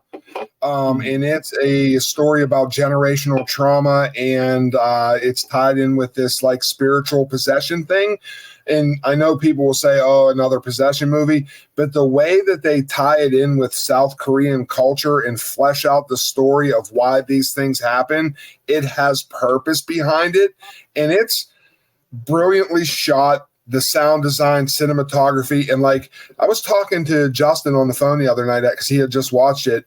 And even though you can't understand what they're saying because you're reading subtitles, the way that those characters from a whole entire different language sold me their character through their mannerisms and how good of fucking actors that they are speaks volumes. Like, it's a 9 out of 10 film for me. Like, I think it's a brilliant film, and it's not scary or anything. Like, it's more like it's like a paranormal detective story more than it's a horror movie, but like it's just a brilliant film. And I think a lot of people that listen to you guys, it could be it could be a segue into subtitles, foreign films, and like an entry level horror because it's, more like Sixth Sense than some Butcher Fest type kind of thing. You know what I mean? Any update on when it might be coming to the U.S. or? It's in limited theaters now, and I believe in June it's going to drop on video on demand. It could be the 7th. It very well might be the 7th, or it's getting a wider release in theaters, but it's very soon. Yeah, Nice. Chuck, I've heard so many people rave about it. I haven't heard anyone say a bad word about it. I'm excited to watch it. Yeah, it's like have you seen The Wailing No. or Memoirs of a Murder? Yeah. It's very like if you like that, you'll like Exuma because it's a very different but similar type kind of movie the way that it's done. Okay. Which is a huge compliment to Exuma because that movie's masterful in my opinion. Yeah. Connor, do you have a pick? Yeah, I'm obviously not going horror, but I'm gonna go with one of the more underappreciated movies of 2022. I think with She Said, the movie about the journalist that took down Harvey Weinstein. Oh, I forgot about that. I didn't see it. You didn't see it, Chuck? No, is it good? I mean, you're recommending it, so I'm assuming. What's up? I said you're recommending it, so I'm assuming it's good. Yeah, I thought it was pretty good. 4 out of 5 stars is what I have it. Carrie and I saw Mulligan. it with my wife too. And the way I saw it like kind of affect the rest of the women in the theater kind of made me raise that ranking. Oh wow. So I'll if put it you on the have not list. seen it, I absolutely think it's worth it. I think one of the best things about the movie too, they don't show you Harvey Weinstein at all. That's like great. There's scenes where he's in it, but it's just a shot from behind him, like walking. So you don't That's actually wonderful. see him. No one plays Harvey Weinstein in it. You hear his voice on a few phone calls, but other than that, I think it's good that they didn't give him any screen time whatsoever. But yeah, I definitely think it was highly underappreciated, and it's available to stream on Peacock now. Nice, Connie. Yeah, I think I love that. I mean, I haven't talked about this much, but I really despise like I don't know, like that fucking movie that Zac Efron made about where he played Ted Bundy. Bundy and the fucking Dahmer show, and like that shit is so exploitative to me and just like misses the mark. And like I think not showing people like that are monsters and animals like is the best thing to do. And like talk about the people they affected, talk about victims. Like you can tell the story without just fucking ignore that person, because like that's what they deserve. They deserve to just be nobody, because that's what they are. So I like that. So Dan, your recommendation is not Dahmer. No, it's not a whatever it was, exceedingly vile, exceptionally wicked. That fucking dumbass movie. What do you got? That didn't show anything that Ted Bundy did the whole fucking movie until the last scene. That was so dumb. But my pick, and Chuck, have you seen I watched The Witches of Eastwick for the first time. Love Holy shit. That was such a good movie. It was one of my favorite. Good. It's one of my favorite movies I've watched in like a year. I loved it so much. I thought it was so much fun. Jack Nicholson was like just deranged and like he killed it. Yeah. Mm-hmm. And then it's Cher, Susan Sarandon, Michelle Pfeiffer. Mm-hmm. They're just like three single women. They're each witches, which they kind of find out, and they're good friends, and they meet Jack Nicholson. They kind of like summon him, and he's basically like the devil, and just kind of like everything that happens, and it's absurd and like very raunchy and very heavy R, and not the. There's some questionable things that are said that happen, but it's fun, and it's like they all clearly were having a good time with it, so I liked it a lot. It's not streaming, but if you're in for a night, you want to spend the $4 to rent something and enjoy it. It's on Amazon, and it's the Witches of Eastwick, and it's George Miller who did all the Mad Max movies. So that's my pick. My final one's been on my mind today. As soon as I saw some news that broke today, I was like, oh, that's the film that I'm recommending for tonight. But it's a movie called, I've talked about it before to other people, but never recommended it on the pod. It's Good Luck to You, Leo Grande. This is a Hulu original film. It basically only has two people in it. It's Emma Thompson and an actor named Daniel McCormick. And the reason why I've been thinking about it today, because it was just announced that Daryl McCormick is part of the new Knives Out 3 film, The Cast. So hopefully that'll give him more recognition. He's an upcoming actor. He is in the Twisters trailer for like 3 seconds, which makes me think that he's not going to last very long in that movie. But this is a film about Emma Thompson. She is a retired school teacher, and her husband has recently died. And she hires a sex worker. And this is Daryl McCormick. And you have 3 meetings between the two. And each meeting, they change, and they get to know more about each other. You get to understand why Emma Thompson wants to do this, what has happened in her life with her husband, with her children, and then also Daryl McCormick, Leo Grande, why he is in this work. And she thinks that she knows why he does this, and he thinks that he knows why she wants this. But as they talk to each other, that quickly changes. And like the third meeting between the two, they're completely different people in basically 3 days. And it's never, I mean, I guess it's perfect for Hulu because it's like everything, when one day ends, it's a commercial break. When the commercial is over, it's the second day. So I thought it was it's really intimate, and just I love dialogue too. I know I talked about imagery and how much I love that in movies, but I also love The Social Network. And I think this is just two people dissecting each other's lives in a very intimate way. And and if you want to see Daryl McCormick act his ass off before he's in the new Knives Out movie, this is the film to do it. So very underrated Hulu original film. I just watched The Social Network 2 days ago for the 450th time. Fincher's best. I love it. It is Fincher's best. Like, Connor, do you like Peaky Blinders? I love Peaky Blinders. So Daryl McCormick played Isaiah. I don't know if you remember, like Michael's friend. Oh, my bad. Yeah. What's that? Okay. I didn't know that. Well, there you go. Now I know the face immediately. Do you watch Peaky Blinders? No, I watched like the first season like when it premiered, so it's been a hot second. Yeah, no, you wouldn't know that. I thought Connor watched it. He's a good character. I like him. Is he like a recurring character through all the seasons?